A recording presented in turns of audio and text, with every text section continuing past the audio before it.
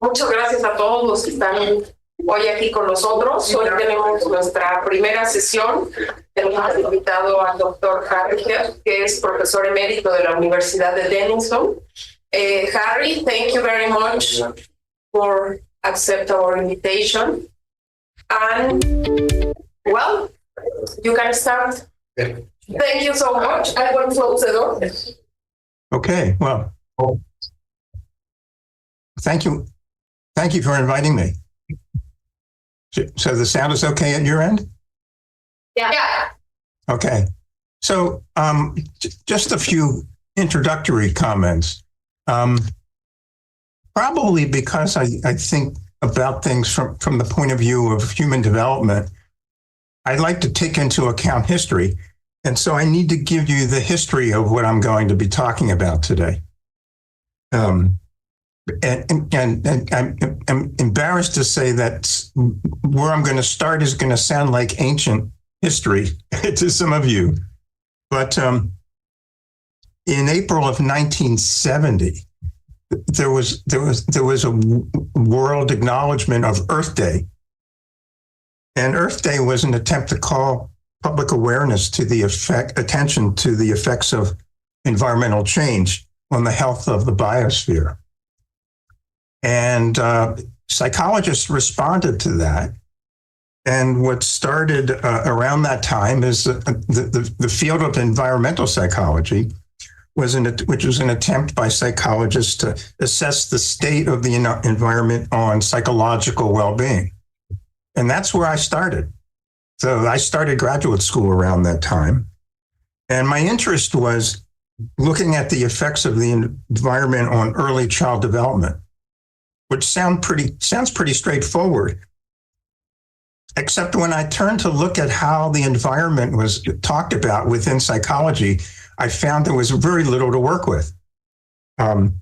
Most of the reference to the environment were very abstract and pretty remote from individuals' everyday experience.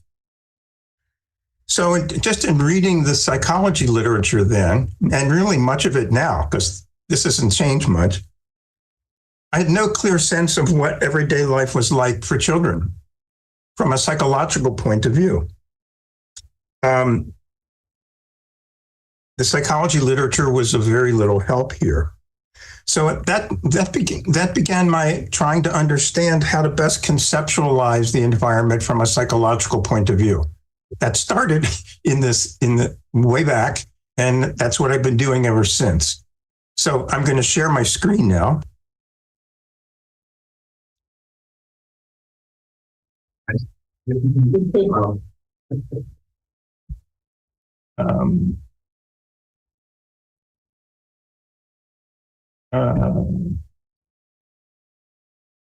Okay. So what I'm talking about today is developing some ideas about what I'm calling a psychological ecology, although as you'll see, it's not original with me. So everybody can hear me now? Yeah. Yes. Okay. So what is psychological ecology? Well, first of all, let's talk about what ecology means. It's the study of the relationships among living organisms and their environment. And the central concept within ecology is the ecosystem. And what the ecosystem is the network of changing interdependencies, interdependent relations that sustain the functioning and well-being of individuals in some region. So here's a standard example from long ago. This is an ecosystem of a pond. So once you have the concept of an ecosystem, where do you go from there?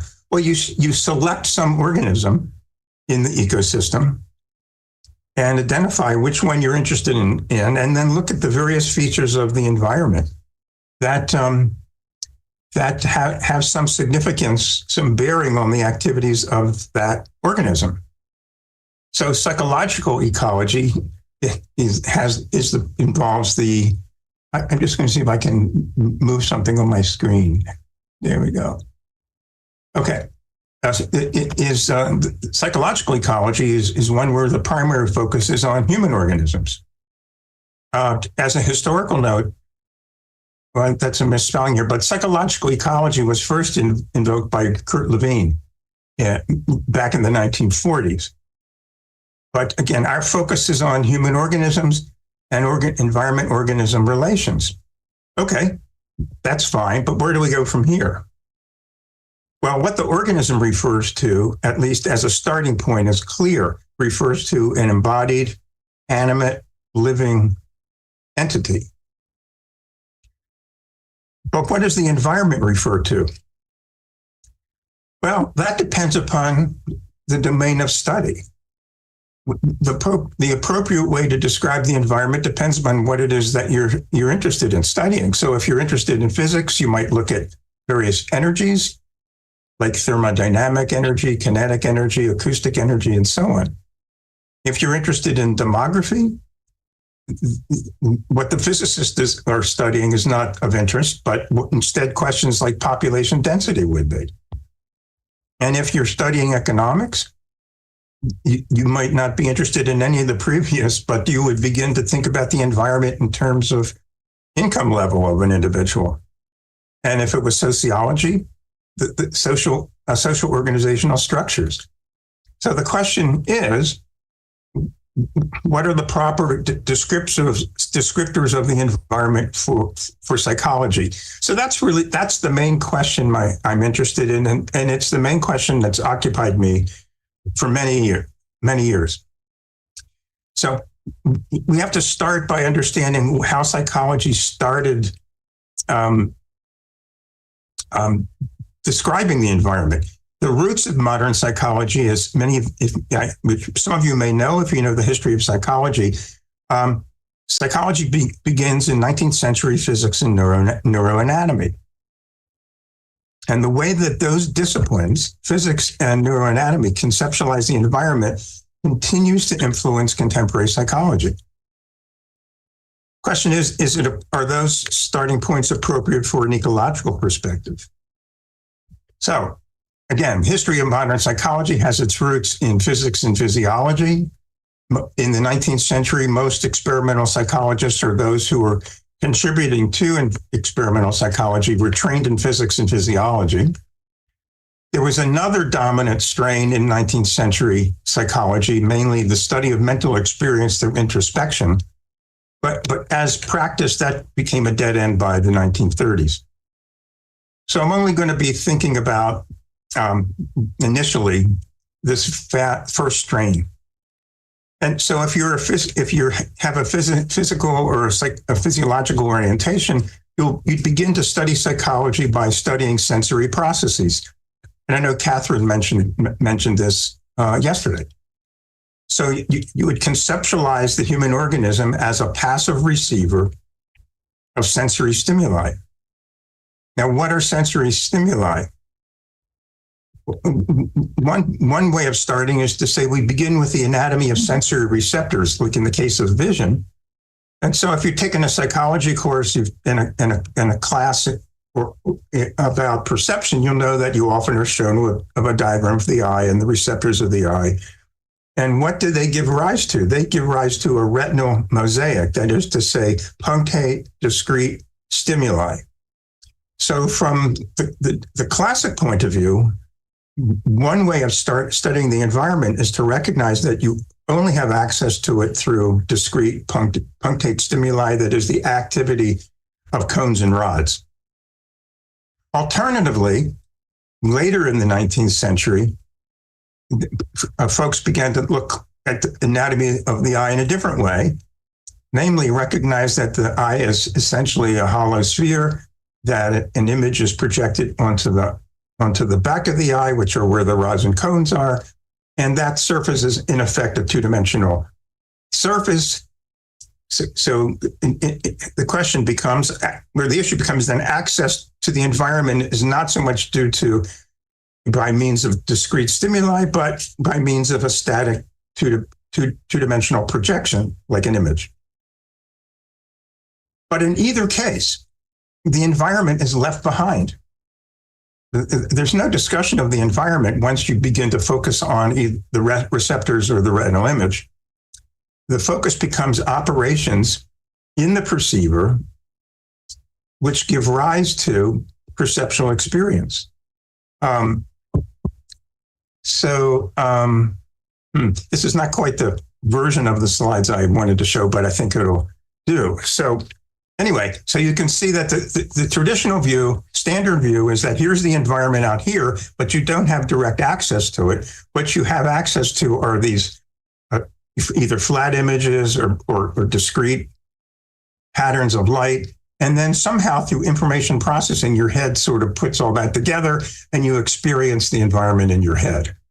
And this is a position called indirect realism, which means that you don't perceive the reality directly, but only by means of some representation in your head.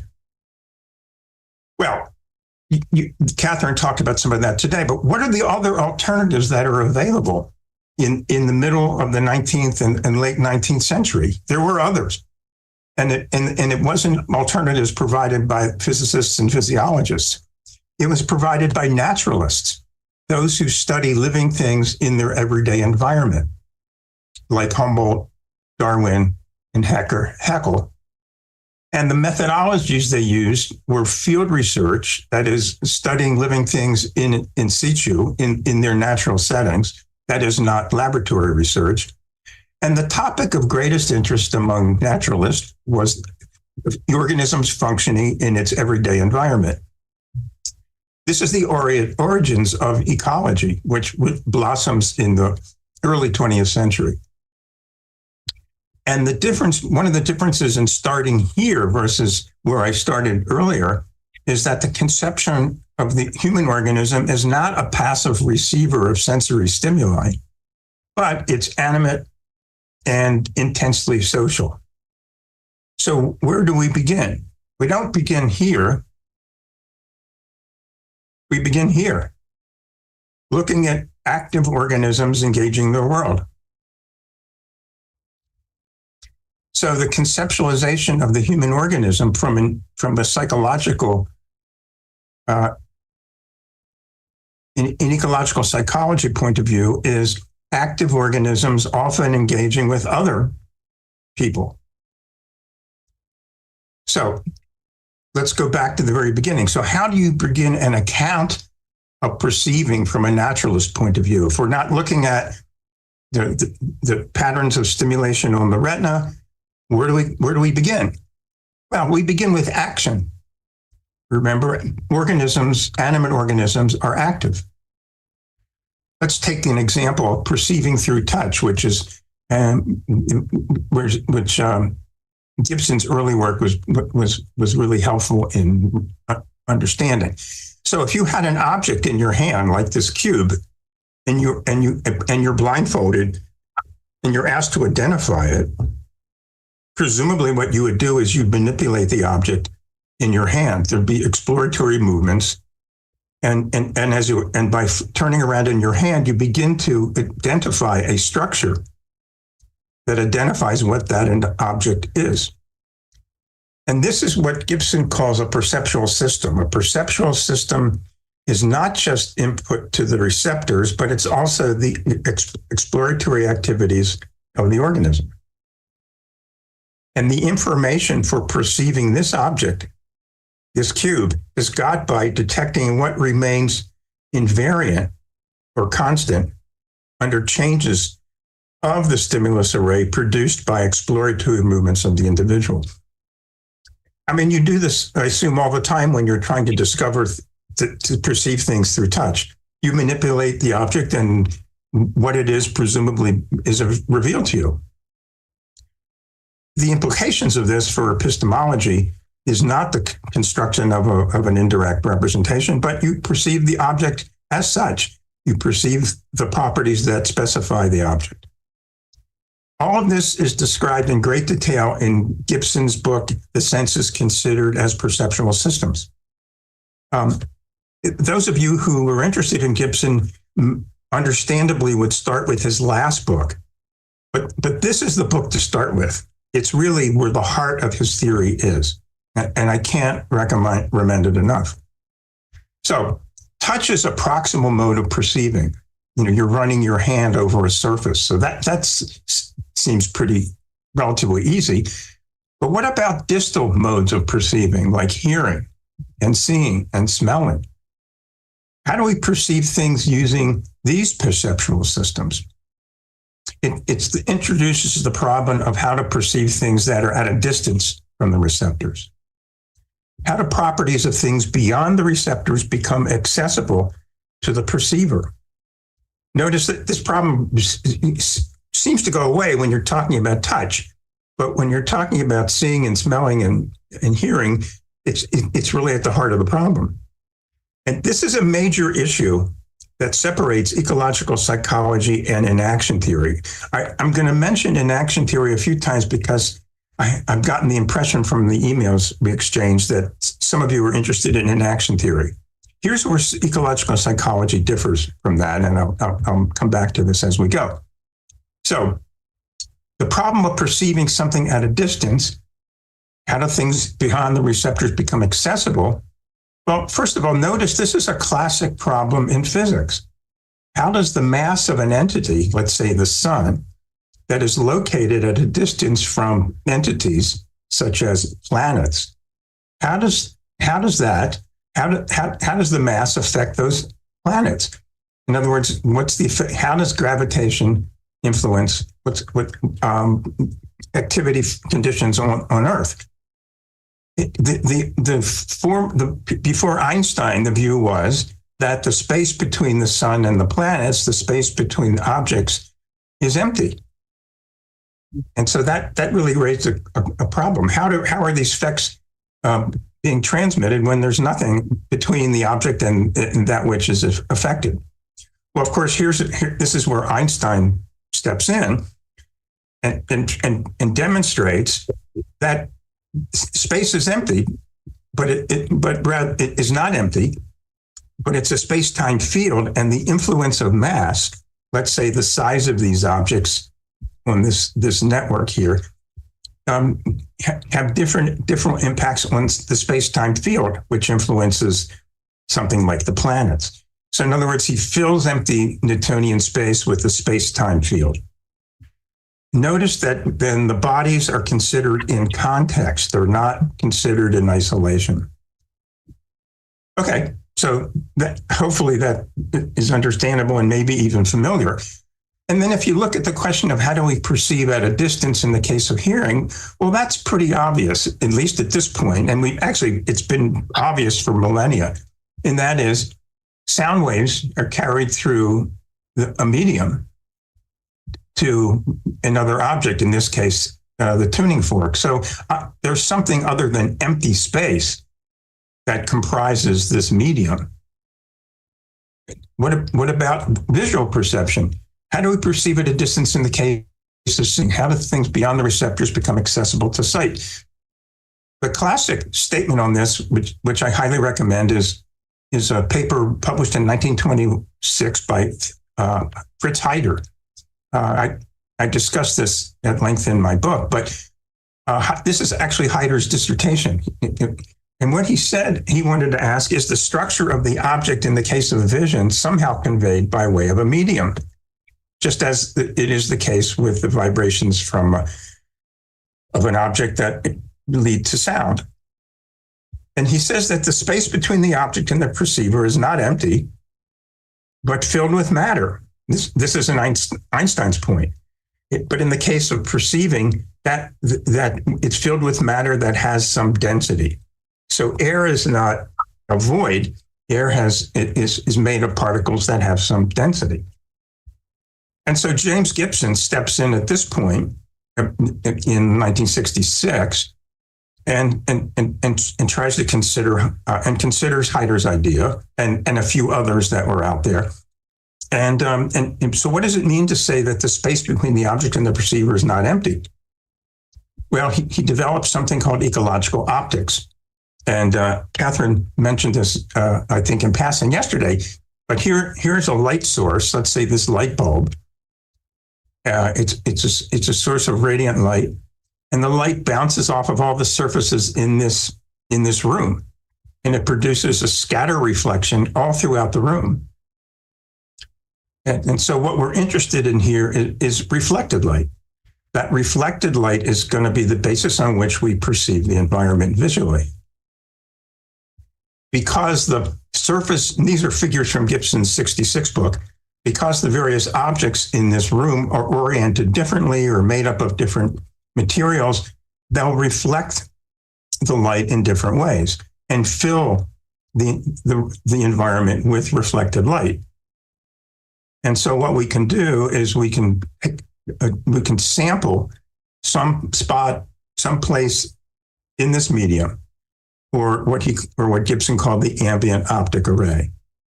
So let's say we're going to sample this from this spot here. So and we can put this in the perceiver in this position, and the perceiver might detect the various reflective properties of the ambient light. Like, for example, try to be less mysterious, like the reflection coming off the top of this stool will be brighter than the reflection coming off of the side, just sheerly due to its orientation to the light source. Or if this is made of wood and the ground surface is made of tile, the reflected light are different. So now let's add the active perceiver as we did in the case of touch. We have the active perceiver in vision also has exploratory movement. And the perceiver moves in the medium, in the ambient optic array, and to notice what is invariant under changes. Again, this is a perceptual system because it's the eyes and the moving possibilities of the body. So here's a little diagram which I borrowed from John Flack. Can everyone hear me? Yeah. Okay, because I'm getting sign of an unstable connection. Okay, so if there's a person sitting there and moves a position, you can see that they generate transformations in the reflected light, with the result that the perceiver might detect what is invariant, what is constant across these different viewing positions. So it's a perceptual system in that we're including the whole body. All right, let me quickly make a note about what's the difference between this approach and an action theory. An action theory claims that the experienced environment is realized among sensory motor correspondences, that is to say, correspondences between sensory surfaces and the motor system within the body. So the classic work by Varela et al., the reference point for understanding perception according to the enaction approach is the sensory motor structure of the perceiver. The way the nervous system links sensory and motor surfaces. Or in a more recent book from Ezekiel DiPaolo and colleagues, from this perspective, agency is about affecting sensory motor relations. Notice here that the environment is in the sensory motor relations. So where is the environment that is perceived in an action theory? It's here. It's still within the body. But in the case of ecological psychology, it's in the relationship between the perceiver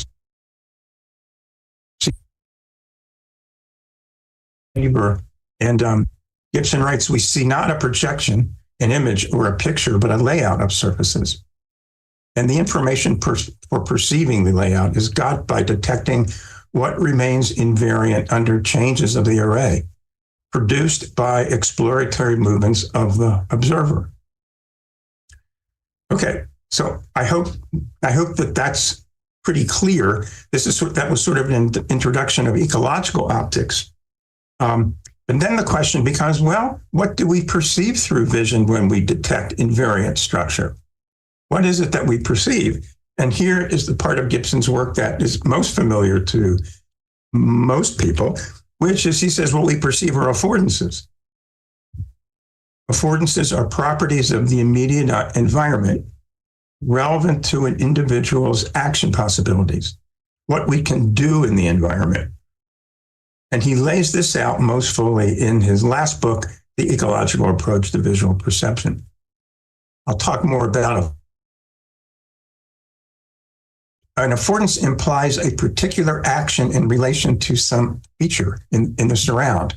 So here's a graspable object and a grasping hand. So the affordance is a relational property. It's the relationship between the object and the action. And it has a meaningful quality. Its properties imply a particular action. Its meaning resides in this particular relation of the object and the action. Its structure is specified in the reflected light. So the surround has meaningful properties when taken in relation to action. So these are some of the foundational ideas of ecological perception. Now we can go back to this description of the naturalist. So the environment for the naturalists was not sort of sensory receptors, but properties relative to actions, properties that are relative to engagement with others, and that's the part I'll come to momentarily. And finally, those properties are meaningful relative to action.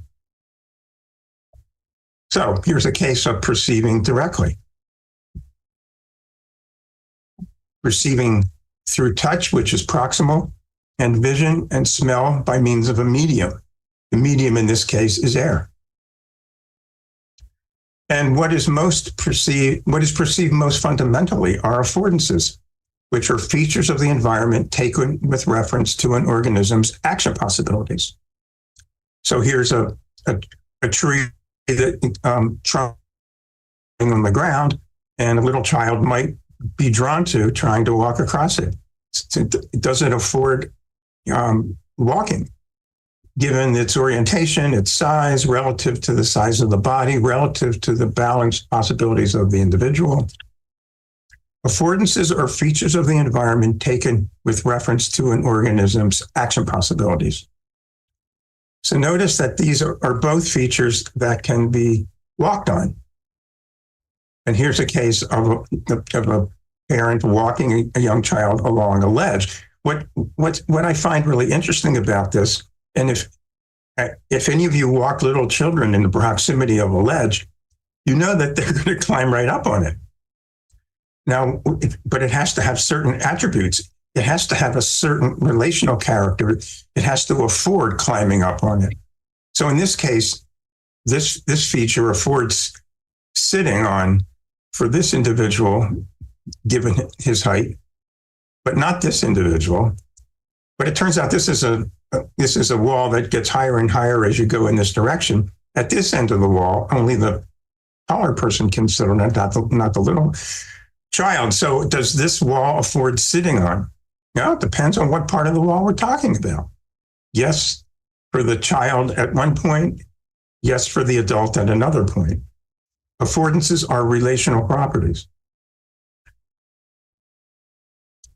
We can also say they have invitational properties. That is the child is drawn to walking on it and climbing on it.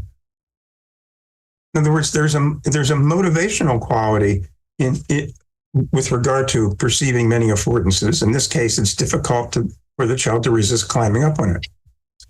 If you want to read more about this issue, I refer you to a recent book by Rob Witthagen called Affective Gibsonian Psychology. I'm not going to talk about this today, but as a consequence of being drawn to the object, the individual develops perception action masteries. They learned how to interact with, engage with the object in a competent manner. Now, then another question that often comes up is, are affordances natural or cultural? Well, take these two examples right here. What they indicate is that it's a false dichotomy. Let me go back slide. So here's a beaver dam. Is it natural or cultural? Well, it's neither and both. That is to say that organisms change the environment. Those actions are now commonly called niche construction, constructing and changing properties of the ecological niche. So are these natural or cultural? Well, if cultural means the involvement of organisms, well, then they're both cultural. If anything that living organisms can construct is natural by virtue of the fact that they're living organisms, then they're natural. I mean, the dichotomy is really a false dichotomy and not really very helpful. Also, niche construction advances thinking about environments. It emphasizes organism-environment reciprocity. It also adds a historical dimension to thinking about habitats. So how did these things get here? We have to think about organisms actively engaging their environment over time. Habitats have a history, and organisms in those habitats contribute to that history. These are nests built by cliff swallows. These are termite hills, bird's nest in a suburban neighborhood. They're all created by organisms in order to better live in their habitat. Okay, now let's plow in a little more deeply. If we're looking about environments from the child's point of view, is there a way to describe environments and their affordance properties for young children? Well, this is some of the early work that I did quite a long time ago. And it's published in this paper called Affordances of Children's Environments.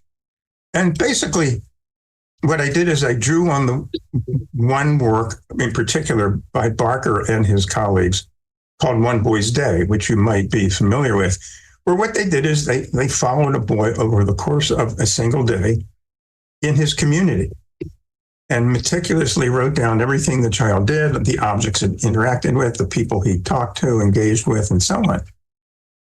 So this is a great data resource, and this is a reprint published in 1966, but it was in fact published in the early 50s. So what I did was I went through One Boy's Day, and I listed all the activities and where they occurred. And so these are activities occurring on the railing of a bandstand in the park nearby, on a garage in a backyard, on a railing, on a bench, and so on. These are all the various objects or features that this one child engaged. And the numbers are the page numbers where those things were recorded in the record. And then putting those together, we could see, well, all these features, the railing, the garage, the second floor railing, they all have the affordance of being climb-onable. They all share the same affordance property. Whereas the retaining wall, a ledge around the courtyard, a bench, they all share the affordance of being jump-onable or climb-offable, and so on. So we can begin to sort of identify types of affordances that existed in this community on this day for this boy. And notice that I'm referring to this record and this boy, because these are not necessarily, it's not a universal taxonomy, but it's derived from the activity of this one individual. And so what I proposed in this paper now eons ago is that we can talk about a functional taxonomy of children's outdoor environments with regard to these affordance, with regard to these features. And each of these features have the following affordance properties. Now, notice that this, again, it's for this child. If the child had some motoric problems, it was disabled in some way, the affordance, this taxonomy would not look the same. So it's going to be individual. And why is that? Because affordance are specified relative to individuals. Okay, so far I've been drawing on the conceptualization of the human organism as being animate, but I've not said much about it being social. So we're going to move from engagement with objects to engagement with others. And here's a very basic engagement with another person, a baby interacting with a caretaker. And what is obvious here is it's it's dialogical. There's an exchange going on between the two. And it's dynamic because what things the child might do might alter what the adult might do and vice versa.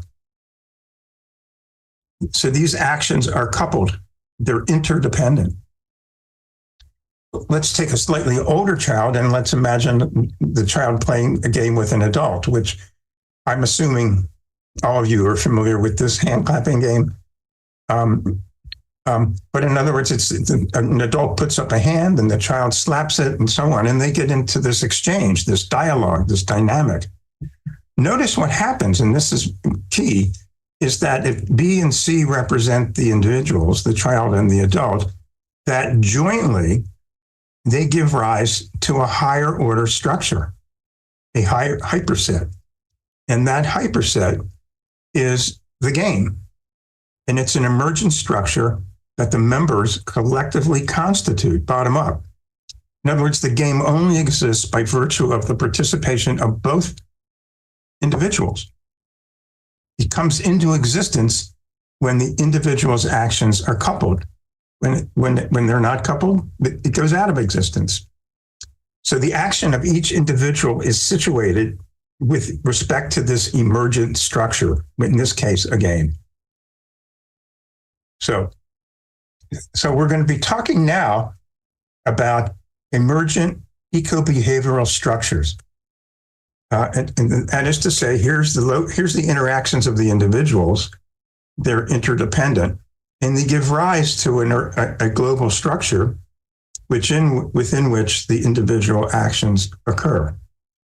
So I'll come back to this. So now let's move to another ecological psychologist who was working around the same time Gibson was, Roger Barker.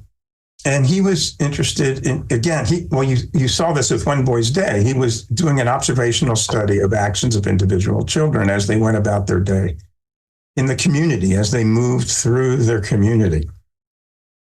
Now, just as a footnote, we can study some social circumstances reliably in a laboratory. And in fact, that's what Barker did early in his career. But when he went out into the environment, in the community, to see whether those social circumstances actually occurred, in some cases, he found that they didn't occur at all. They were really artifacts of the laboratory circumstance. So doing observational studies has always been a matter of indicating what is the environment like, what is the habitat like, how representative are these laboratory circumstances. Okay, let me go back to then Barker's study. I won't go into great detail here, but basically what he noticed was the following: that there was some order. The children were not behaving randomly as they moved through the environment, but they acted in a particular way, and what he noticed that the actions of any individual child changed dramatically when the child moved from one location in the environment to another. The actions in a classroom were different from the actions in a playground, from the actions in a drugstore.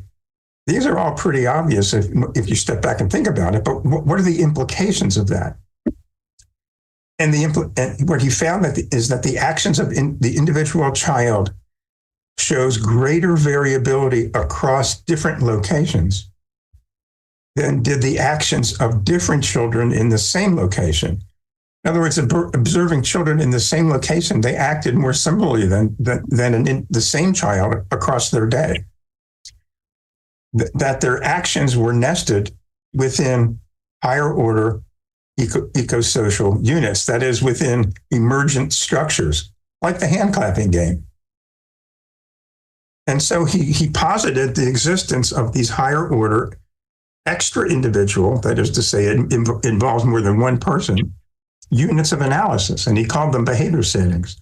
So as the child moves through the day, he or she enters into and participates in different behavior settings. And as a participant in those behavior settings, their behaviors are changed. So here's an example of a behavior stream. And the word stream is really apt. Imagine this flowing stream, but imagine that this stream has this eddy that the currents form. And imagine that you have a leaf coming down this stream. Well, what might happen is if it gets caught up in the eddy, its movements are going to get constrained. In dynamical systems terms, there are interdependencies among the components, the flow of water. They stabilize the actions of the individual object and establish constraints within it. So here's an example of, again, the behavior stream and an individual just kind of walking along here. But the question that could be interested in is, well, what's this individual going to do? Or is this young woman going to be drawn into this collection, into this independent collection of activities?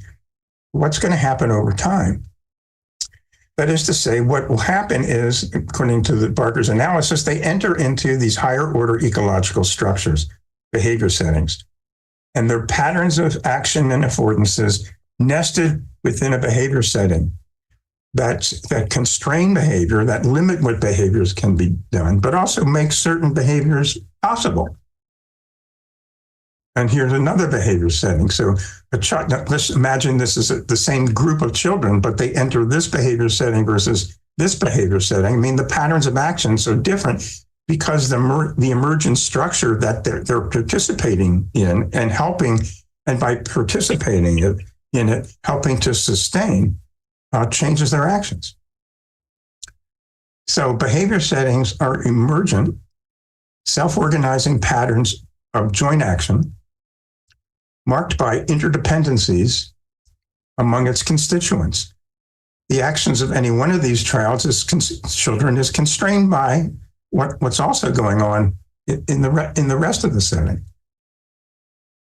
And the interdependencies give rise to metastable systems, just like the leaf getting caught in an eddy. The leaf gets caught in a metastable process. Okay, so, and I want to say, and I have some experiments to try to demonstrate this, that these are perceivable. By living in our communities, we see these structures, and they serve as a common ground for perceptual experience, particularly in a social domain. So I'm assuming that most of you can recognize, although it's frozen in time, can recognize this behavior setting, because Mexico and most other countries, maybe less so than the United States, are pretty taken with football or soccer. And you recognize this because of the interdependencies among the players. There's a coordinative coupling of intentions and actions. And notice that the actions are constrained by or limited by what others are doing, by the interdependencies, but also they create possibilities for action choices. So some of my colleagues in Portugal in particular have been looking at the interdependencies in football players, in football games with regard to these higher order structures. Going back to a philosopher, psychologist, George Herbert Mead, these processes are so interrelated with other activities that the control comes in the organization. There isn't sort of an executive that's telling what these individuals should be doing, but they know what to do because the interrelationship sort of drives the controls. In other words, this is a self-regulating, extra-individual system.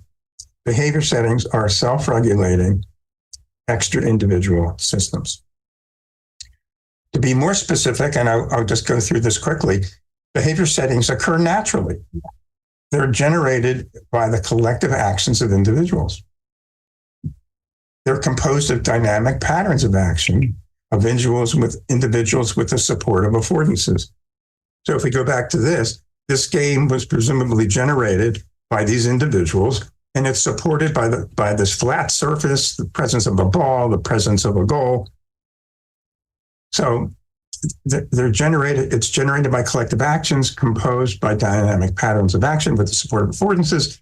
A particular behavior setting is in a specific location, that stadium for the game, within specific temporal boundaries. And it's publicly meaningful and perceivable. And it exists independent of any single individual, because an individual can be removed from that football game, and the game most likely will continue to go on. Okay. Now, these are qualitative descriptions, but Barker offered a quantitative criterion, but I'm not going to go into that here. So what can you do with this? Well, one of the things that Barker did was conducted on 3 occasions what he called a behavior setting survey, which is, these are in the same town on 2 different occasions and on a different town in a different culture. And by following individuals throughout their day, he generated a description of the number of behavior settings there are in the town. And by knowing what the behavior resources are, the individual knows what possibilities there are to engage in. So this is a rather busy table, but this is a list of the behavior settings within this one town in Kansas over the year 1963 and 1964. And I'll just highlight a couple of things. So you can see that there were 4 attorney offices. They were occupied a number of 1,155 hours. If we put all those together in terms of the people involved there, the duration of being in those was this number here. How many banks were there in the town? There were 1. They were open these hours and occupied this amount. What about cooking classes? Well, there were 3. What about pharmacies? Well, there was 1. In other words, what he's doing, he's saying these are the things that are available for individuals to do. If the individual if the children in this town wanted to play a game of football or even cricket, they're out of luck because there are no resources for that. These are the resources that are available for action, for behavior. So ecology often talks about the resources of some region, but these are behavioral resources. This is an incredibly useful thing to do. And in fact, he did this, I said, over 2 time periods. So you can look at how a place changes. And he looked at it cross-culturally, seeing how places differ in different cultures. All right, that's a very detailed and obviously laborious activity. I want to move to a different question. How do behavior settings operate to affect individual actions? I've already said that individual actions, when they're coupled, give rise to behavior settings. Well, how are the individual actions coordinated such that they give rise to behavior settings?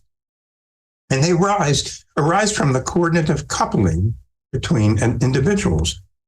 There's a lot of data now available on joint action that shows how individuals will coordinate their actions, in some cases synchronize their actions in order to do things jointly.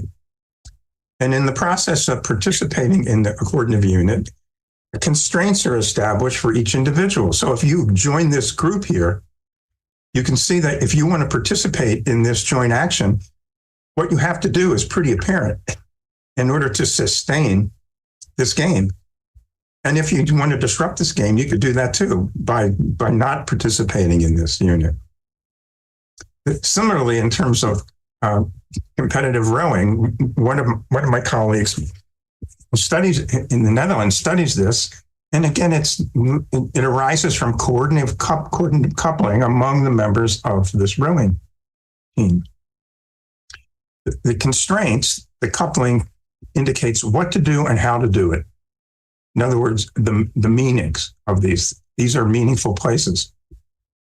Collectively, they give rise to an extra individual unit. Got about 5 more minutes just to let you know. So, how do we account for the apparent top-down influences? That is to say, how does this joint action affect the individuals in addition to influencing coordinative coupling? And this is a kind of a challenge. This is a very challenging question. But I'm drawing on some fairly recent work. We can talk about individual actions in a place. Let's say individuals in this reading room, and we can see what they're doing. But we can also look at the overall activity of all the individuals. And if you try to plot the overall activities versus the individual activities, one would find that the timescales differ. That is to say, each individual might move at a different rate than collectively considered the whole setting moves. In other words, there are temporal scaling relationships between the setting, the reading room, and individuals. And what we know from other work is that temporal rates of change at the level of the setting tend to be slower than individual actions.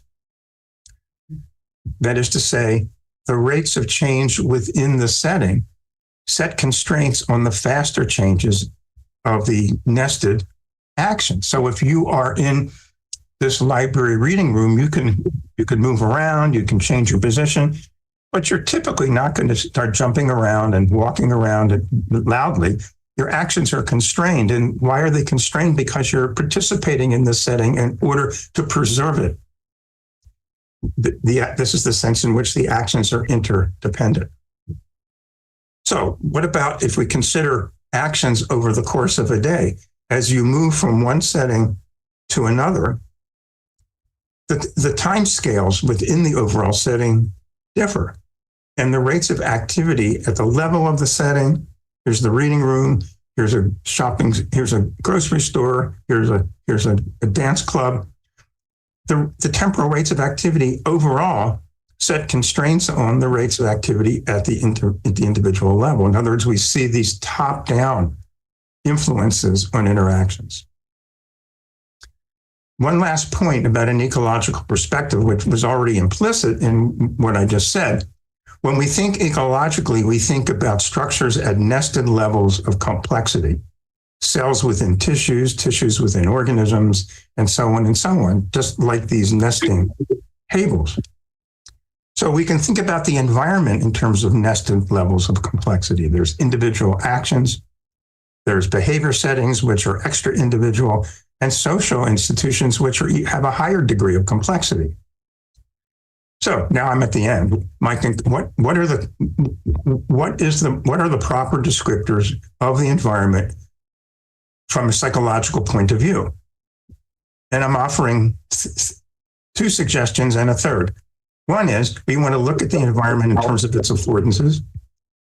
We want to examine the environment in terms of its behavior settings and what they afford for individual activity. And also we want to look at social institutions because they are comprised by behavior settings. Social institutions typically have many behavior settings nested within them and the supporting affordances. Now, if we're doing psychology, what we want to do is look at social institutions in terms of their psychological qualities. We're not looking at them as a sociologist or a political scientist, but we're looking at them from the point of as a psychologist. So when I think about the environment, I think about these things and perhaps others. So the focus of research in a psychological ecology is to study individual lives in everyday environments with the conceptualization of the organism as being animate, and intensely social. And the assumption is, from an ecological point of view, the perceptual information specific to these structures is available to be perceived. And that's all. Thank you so much, Harry.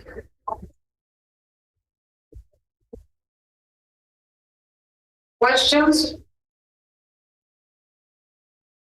Okay, I have a question. First of all, thank you very much for your talk. It was very enlightening. So I want to seize the opportunity of having you both here to ask about this confusion I have between three things: ambient energy, medium energy, and structured energy. I ask this because when you were talking about ambient optic array, I was like waiting for you to mention the word energy, right? Because it's somewhat like confusing to me. And I wanted to ask you in what ways or to what extent these three things are different or are the same, right? Like ambient energy, medium energy, and structured energy. And what's the notion of energy that you're working with? Yeah, I mean, I would say, again, it depends on what you're focused on. If I'm interested in vision, and if I want to know how the individual perceives structures visually, then I'm talking about electromagnetic energy, which innervates photoreceptors and so on. Yeah, I mean, so it's a ecological, the medium is not divorced from physical energies. To perceive, we need physical energies, but it's not enough, because you can't, if we just look at the firing of receptors, we're not going to be able to determine what it is that we're perceiving. Notice again, if we're moving an object in our hand, we're getting sort of kinetic energy innervating receptors in the skin. But to perceive the object, it's not a matter of perceiving the kinetic energy, it's perceiving the structure. And the structure appears at the level of the medium. Yeah. Okay. And so the third was structure, you said? Yes, structured energy. I think that has to do with this patterning, right, of energy. Yeah. So the structure emerges through the actions of the perceiver in the field of perceiving. So the structure that we're interested in ecological psychology, as opposed to, let's say, a geologist who are interested in very different kinds of structures, the structures that we're interested in perceiving are those structures that emerge through action in relationship to an environment. Yes, I think the confusion is because I can see the notion of energy like quite clearly when you're talking about optics and electromagnetic waves and all that. Yeah. But for example, it's quite difficult for me to understand the concept of energy in, for example, a play of improvisation, right? Like when you're like playing, like the child that you mentioned that was playing in the ground, what's energy, right? Like what, right. Like that concept came to be a bit elusive, like the metaphor, or I don't know, the concept is kind of okay to grasp. Yes, Mm-hmm. Are you familiar with these? They've been around for a long time. These point light displays of people behaving. This goes back to some work in the 50s by Gunnar Johansson, but you see it all the time now. If you put lights on the joints of an individual, and then you film them moving in a darkened room, so all you see is the swirl of lights from the joints, it turns out you can perceive precisely what they're doing. Mm-hmm. If they're walking, if they're hopping, if they're running. I mean, so we're perceiving structure over time from an animate organism. Mm-hmm. So if someone puts up their hands and moves their hands toward me, there's information to detect what it is that I'm perceiving, and the source of the movement is the individual I'm facing. Yeah. So to perceive it, so I don't want to too sharply separate perceiving and the social world. That is, other people are sources of perceptual information for us. Now, when it gets to things like language and metaphor, I'm not as courageous as Catherine, and I'm not sure how to talk about that.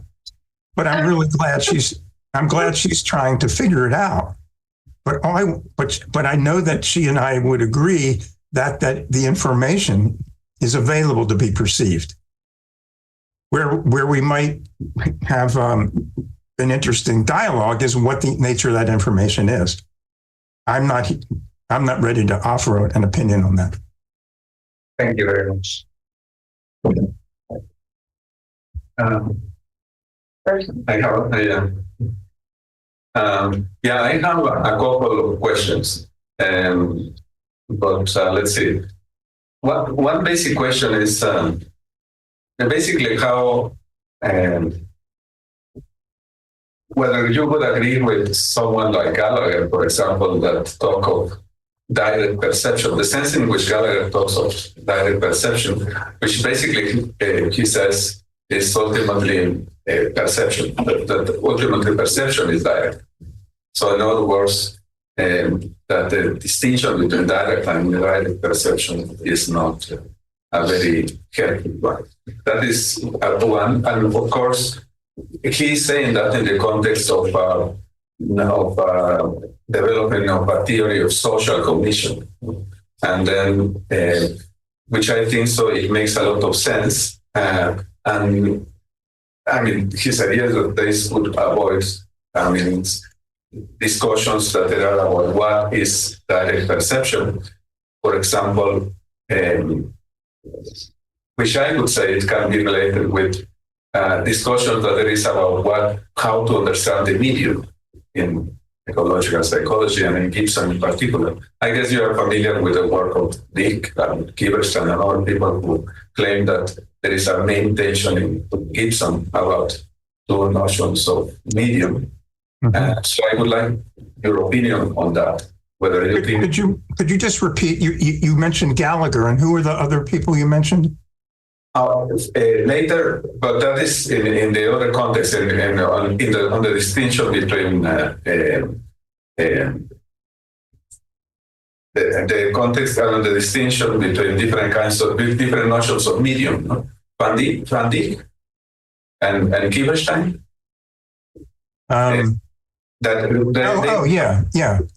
Yeah. They have argued that there is that actually there is a main tension in ecological psychology in Gibson's work, no? Which I think is quite interesting, the discussion about, and I would like to know your opinion on that, whether you think there is such a tension. No? And actually, I started in the wrong direction, because I think that this discussion might have something to say about the sort of project that Gallagher has about direct perception as all perception.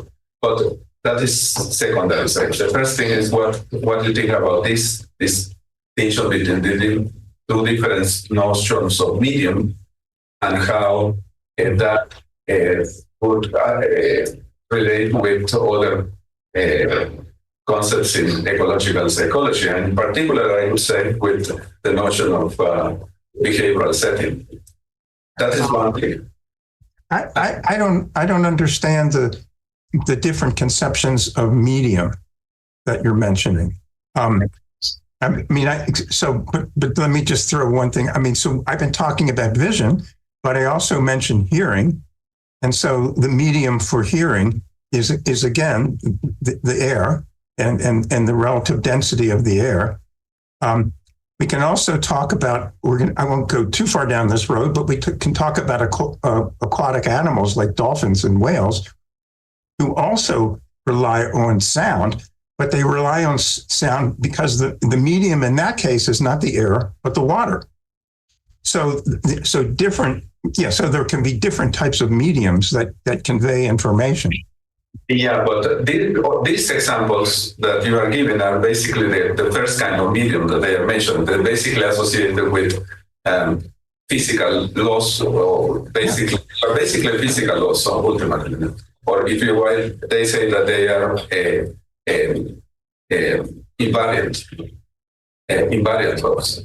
Whereas the second kind of medium is related with basically with interactions. At least that's what they are trying to show, that there is this important distinction. So that is why, and as I understand what we are saying is basically we are talking about the first notion of medium.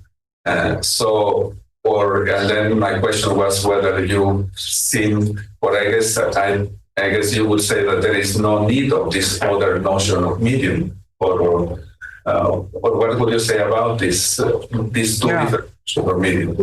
Well, I don't really know what this other notion of medium is. I mean, if we're talking about social interactions, the medium is still the air that carries sound waves, the light that carries reflected light. I don't know what this other sense of medium happens to be. And I know Kiverstein's work, and I don't recall him saying that. If he said it, I would disagree. Catherine wants to say something. I was just going to say, I wonder whether the second kind of medium is really what you've been talking about, Harry, in terms of a field or some idea about how this overarching structure can be perceived, how it works downwards. Isn't that what they're trying to get at? No, I don't think. No? It's basically about social interaction. Yeah, basically, the different notion of medium is basically about a kind of medium that arises directly from social interaction. And that the notion of field could be understood. It could be understood in this sense, but in a sort of metaphorical sense. But not if we were talking about physical field, then we would be talking about the first kind of. Well, I was thinking of field more in terms of how the Gestalt, use it. In terms of what? How the Gestalt people use it. Okay. Yeah, that could be. This is I think never seen this coming. What's unique about Gibson, and the Gestalt psychologists don't do this, is they don't talk about a medium. There's nowhere in the Gestalt literature that's even any discussion of medium. So I don't really know what this second kind of medium is. What does the word mean? A medium is something that conveys one thing to another thing. And so we need to describe what that medium happens to be. And I've talked about, if at least for human beings and terrestrial animals, the important medium is the air, which not only carries light and sound, but also odors. So I have no idea what this second medium is. So Harry, when you talk about the game, isn't the game a medium? No, not in the sense I'm using it. Then you're using, no. But the rules, you know that the way to interact with, they are a way to convey the possibilities of action you have. Like, yeah. You can't take the ball in the hands. Hi, Harry. Hey, Melina, hi. that kind of medium, no? like instructions or like social understandings. You could even say symbols or signs, I guess, like what you get to interact with among persons, no? I think this is what Kiverstein is. I think that's a really bad step to take. I can say the game is a vehicle. The game is a what? A vehicle for interacting with other people. But it's not a medium in the sense of carrying information. If we play so loose on these basic terms, then the terms become really meaningless. So, but you see, part of the discussion is about what is information, and that is basically the discussion. That is the problem. That is the basic problem. And what do you mean with information? It's a very big problem. Well, if you're talking about vision, I think I specified what it is. If we talk about touch, I think I indicate what it was. People who study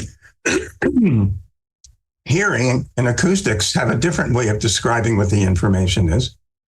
But the point is you need a medium, and this is just Einstein's point, that this is really based on relativity insight, is that for something to be carried from one thing to another, when there's a distance between them, you need some kind of medium. And for physics, it's one thing, but for perceiving, it's something else. But to call the game a medium is to not use the word medium in a very helpful way. It stretches it, and then it no longer becomes useful anymore. If I want to play, I mean, so there's a game that my son and my wife play with me, and what I say is, let's get out the game. Well, I don't say let's get out the medium. Let's get out the implements for the game, and we get out a deck of cards and so on. Now, you can call that a medium, but then you're losing the very distinctive qualities of what the word medium has for someone who thinks. So I don't know what if Julian Kirstein made this argument. I don't know what sense it makes. Okay. On YouTube, Susana Ramirez has a question. How does the explanation of perception as detection of information in the environment help to build an explanation of the patterns of activity in behavioral settings? That's what we were just talking about. Well, yeah. So a behavior setting emerges from coordinated action.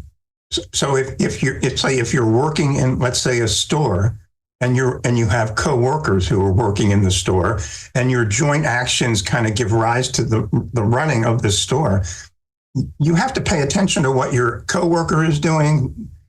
That person has to pay attention to what you're doing. And so your actions are coordinated, and at least through visual information, perhaps through acoustic information.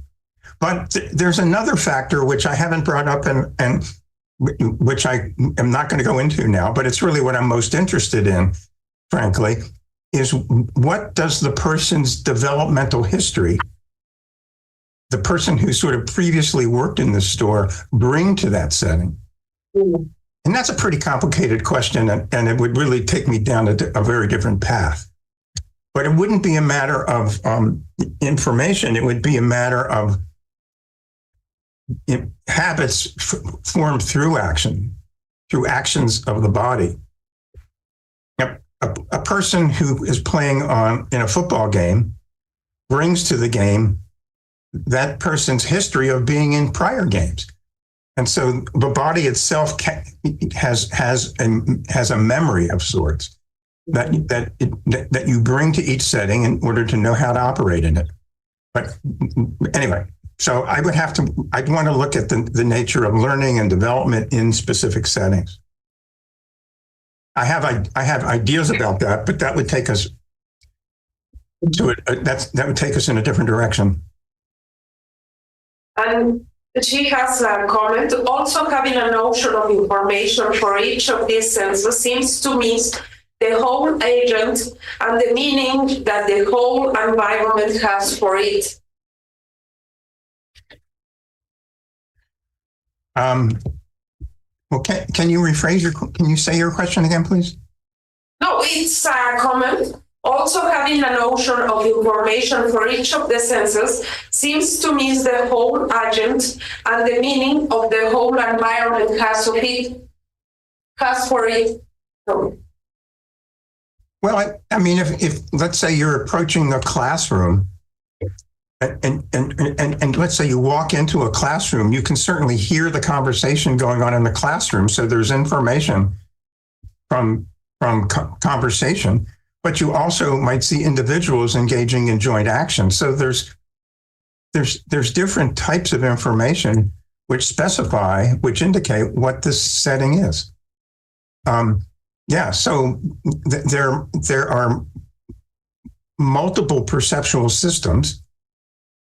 Touching, hearing, smelling, tasting. Some of the information across those are shared. Some of them are distinctive. Yeah. So I have this question.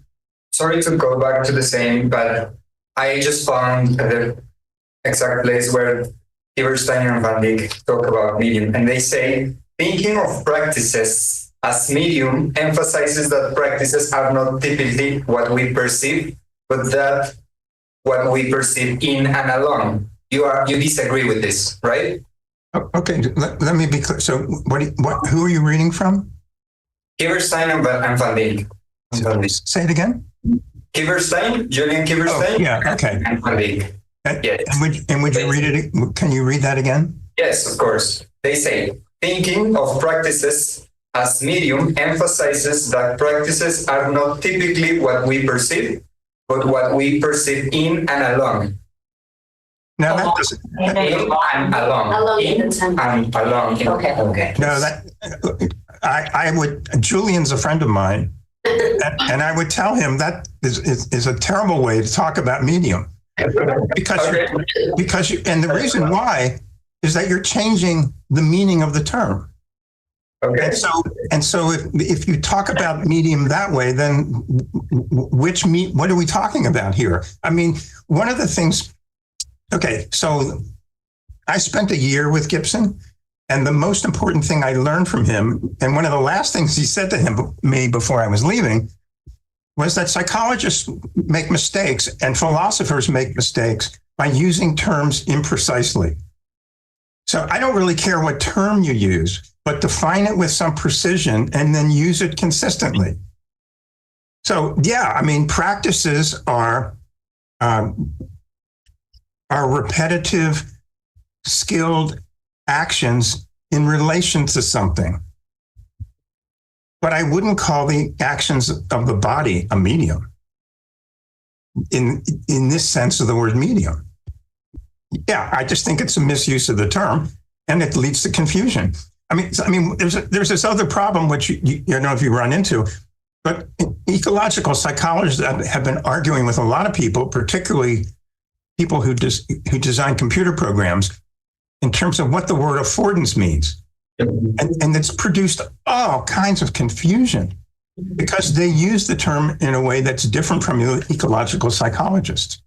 So, you know, it really doesn't matter to me what term you use, as long as you use it with some precision and with consistency. And I would say the passage that you read, it seems to me to be a very imprecise and inconsistent use of that term. But I just say one more thing. I think that approach and those ideas are coming from an activist. Mm-hmm. Yeah. Okay, so Harry, this is where they're trying to cross an activism with ecological psychology. You say it's coming from where? An activism. Yeah, well, you see, yeah, I mean, Kiverstein tries to straddle the fence between ecological psychology and an activism. Right. I think this is an example. Okay, that quote is an example. Well, last October, I sat in a room in the Netherlands with Kiverstein, and we went on for hours about, and not necessarily about this. Well, what we went on about it was what behavior settings mean, because because he wants to use the word in a very expanded sense, and I have great concern about that because then the term becomes pretty meaningless if you can't nail it down with some precision. So we spent an afternoon followed by a beer disagreeing over that term. And he's a philosopher, not a psychologist. And what philosophers need to do is be very careful of the terminology that they use. And psychologists can learn that care from philosophers. I don't think he's being very careful if that's the way he's using medium.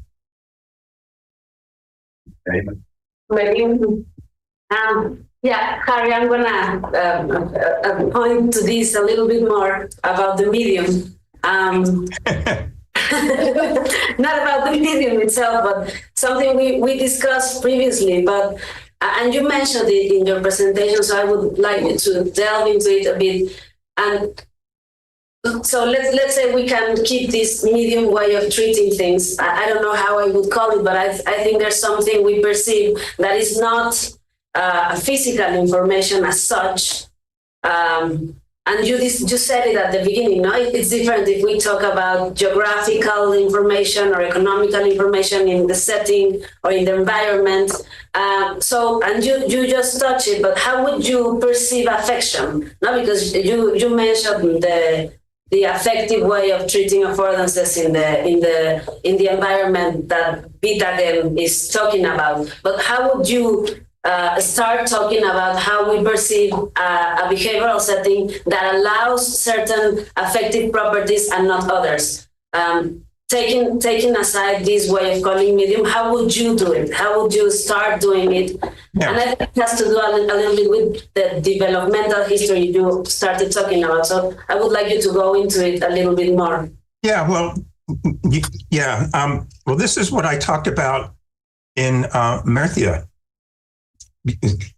And that, unfortunately, that talk is not videotaped, so no one, but you heard it. And what I talked about it there was social normativity. And that's the path I'm trying not to go down right now because it becomes very complicated. But when you learn how to operate or behave within a behavior setting, you are learning socially normative practices. And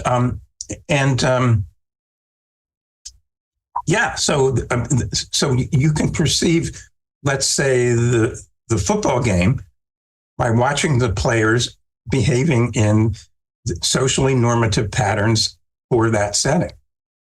They're perceivable. If someone actually, it wasn't it. Yeah, there was some football game last year where one of the players took off his shirt and started running around the field. And everyone looked at this, you're destroying the game. You're wrecking the behavior setting. This is not the proper way to behave. So behavior settings arise out of joint action that are socially normative for that setting. Now, what's interesting to me is how do those socially normative activities develop in children? And I can talk about that, but I think that's going to take us down a different road.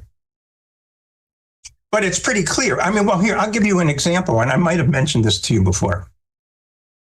And it's kind of it's an anecdote, and anecdotes aren't necessarily worth a whole lot.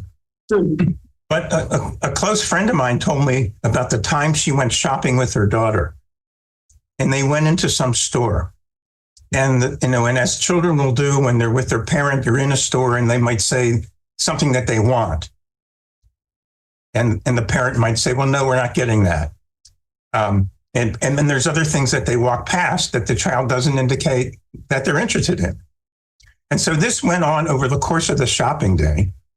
And at the end of the day, the child said to the mother, how come when I point to, when I'm standing to your right, you agree to get me the thing that I'm looking at.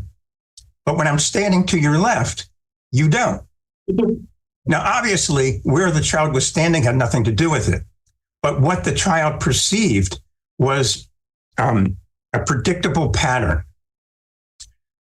And the pattern was the child used as information for what might happen. So as perceivers, we perceive structure. And if we're talking about perceiving over time, that structure has a predictable quality to them. So you can perceive a football game because certain things are relatively predictable in it. And if you're learning how to behave in a setting, then you learn the socially normative ways or practices of that setting. You do it by watching other people behave, and you do it by sort of observing the setting. And over time, and this is where embodiment comes in, you develop these embodied practices. So the one thing that, well, I guess because Gallagher was mentioned earlier, I find his work interesting, but it doesn't go beyond phenomenology that I can see. He's describing sort of how things look, but he doesn't try to get down to the questions that a scientist might want to ask, like where does this structure come from? And so if we want to get to where the structure comes from, We talk at the developmental history of the individual, the information that's available to be perceived, and so on. Sergio, one question. Quería decir algo. Well, I find the notion of behavioral setting quite interesting, but not. I think there is a very different ways of understanding the notion. And ultimately, I think that whatever behavioral settings are, they could be subordinated to a normative theory of social practices. So, in that sense, I think so that is important because, for example, you talk about sort of. You said like I don't know, that they were there is a hierarchy of behavioral settings which are sort of nested, no? Mm-hmm. And I think that somehow, I mean, that's not the way in which socially what I would say behavioral settings work. It's not, they don't have a nested structure. You might reconstruct that as nested at some point, but in any case, if you focus on social practices, I would say you would have a better idea of how behavioral settings are articulated in complex systems, basically, which are not necessarily nested. Well, I think we would agree, I hope, that normative social practices occur somewhere. Mm-hmm. And where they occur matters. So normative social practices are situated. And oftentimes, but not always, they're situated in behavior settings. So if you and I were just having a conversation between ourselves, the fact that we're in a classroom or in a lecture hall may not matter. But if we're having a conversation in this setting, it might affect how we talk, the words we choose, and so on. The issue is, I mean, I do think normative social practices are critical, but we have to ask the next question. Where is it occurring? The world's not a vacuum. The world's structured. There are classrooms, there are stores, there are homes, there are nursery schools, you go on and on and on. And what's socially normative in each of those may differ. And don't you think that social theory could say something about what is normative comes from? Oh, yeah. Yeah, in fact, that's what I'm working on now. And so and what I talked about in Spain, I'm drawing on the work of primarily Pierre Bourdieu and Anthony Giddens. And Giddens Bourdieu's term of habitus and Giddens' concept of structuration. That comes out of social theory, not out of psychology. And I think absolutely you're right. I'm just trying to draw some borders around what I was going to talk about today. Yeah, I mean, behavior settings are situated in much larger social currents and flows and experience. Absolutely. Okay, thank you. Yes. So I wanted to ask you, how would you characterize the concept of information so as to not see it as a commodity, right? Like, how would you, do that? So as to not see it as a commodity. Say it again. How would you characterize the concept of information so as to not see it as a commodity? What's that last word? Commodity, like this Shannon Weaver concept of information, right? Like this commodity idea, commodity, yes. This idea can be stored and sent and all that. Right? How would you characterize the concept of information? That's something that we have been talking about today. Yeah. Well, we're talking about information in terms of structure. In a medium for a perceiver, And typically it's not frozen, it's dynamic.